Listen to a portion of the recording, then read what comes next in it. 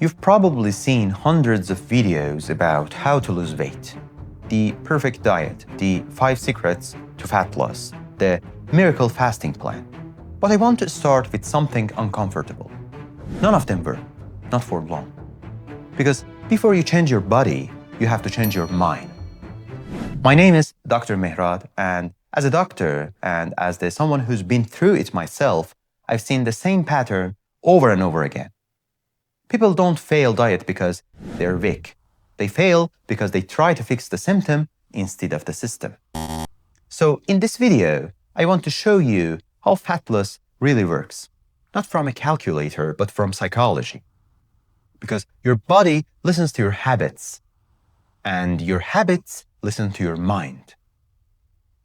Let me tell you where this realization comes from. A few years ago, I was 107 kilograms. A doctor who could explain metabolism perfectly, but couldn't live it. I tried every diet you can imagine. Intermittent fasting, calorie deficit, sugar-free challenges, but the worst of all was something called Canadian diet. A 14-day punishment where I ate barely 200 to 300 calories a day. I lost 7 kilos in 2 weeks, and most of it wasn't fat. It was muscle, energy, and my life. After that, I rebounded. I didn't just gain it back, I gained more. I remember standing in front of the mirror thinking, I can't live my entire life fighting my own body like an enemy. That's when I stopped dieting and started changing.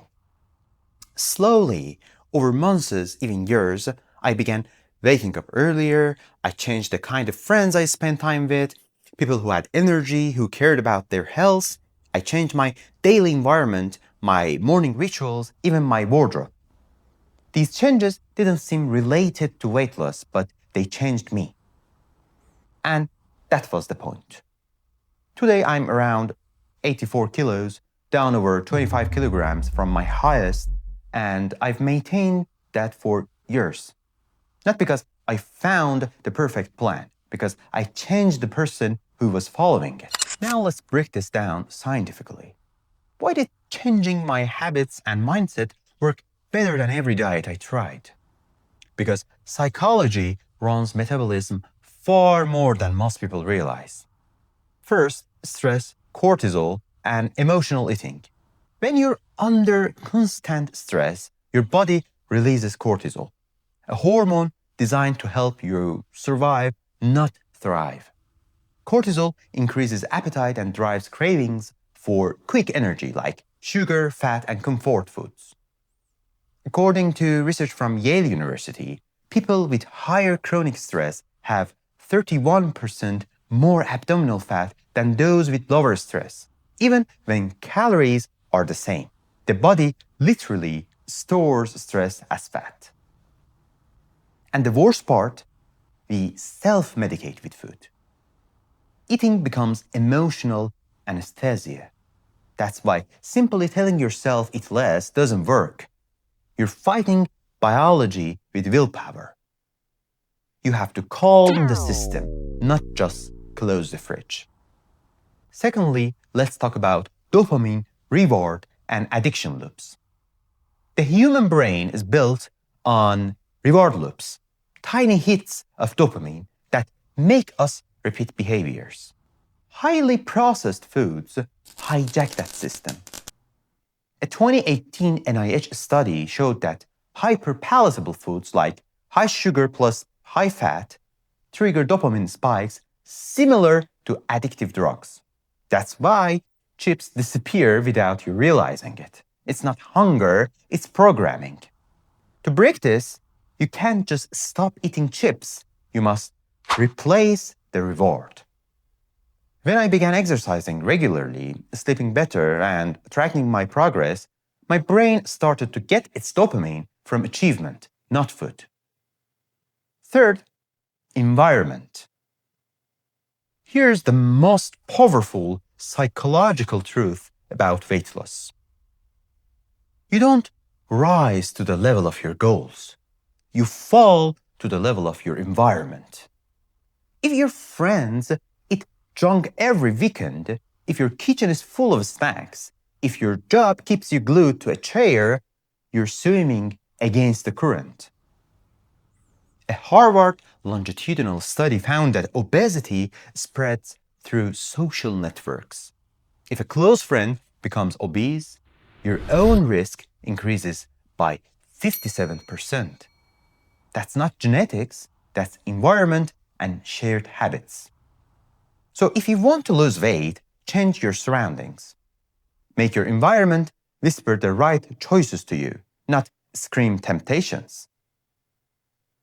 Move your workspace. Plan active breaks. Keep fruit visible. Change the cues and the body will follow. 4. The sleep and biological rhythm. Well, sleep deprivation kills willpower. Even one night poor sleep raises ghrelin, the hunger hormone, and lowers the leptin or satiety hormone. That's why people who sleep under 6 hours per night are 55% more likely to be overweight. You can't out-diet exhaustion. The brain needs rest before it can make rational choices. The next topic is motivation, fade, and identity lock. Why do most people quit after 1 or 2 weeks? Because motivation fades, but identity stays.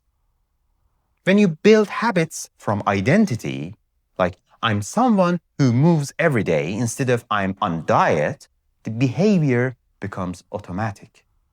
James Clear's Atomic Habits popularized this, but psychology has known it for decades. In a Stanford study, people who framed their goals as being active individuals exercised 43% more than those who said, I will try to exercise. You're not chasing weight loss, you're embodying it. That's how you lock the progress. The next thing is the reality of economics and the job factors. Not everyone starts from the same place.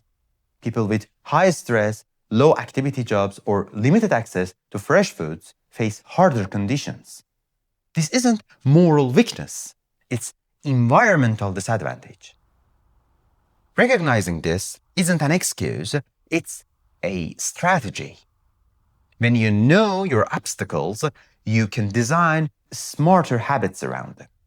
So, after all these years, here's what I've learned. Fat loss is not a diet problem. It's a lifestyle or life design problem. You can count calories, you can track macros, you can do fasting or keto or whatever new trend that will show up next month. But if you wake up the same way, think the same way, surround yourself with same pattern, you'll always circle back. If you want to lose weight and keep it off, become the person who doesn't have to try anymore. That means change your sleep rhythm, change your social circle, change your environment, change the way you reward yourself, and when that happens, your body will follow without rebellion. Because in the end, weight loss isn't a battle with your stomach, it's a conversation with your mind. If you found this video useful, please subscribe, not just for more medical insights, but for real science-backed approaches that make your life better. And in the comments, tell me one psychological change that helped you most in your journey, because your mind is your first gym. Thank you for watching.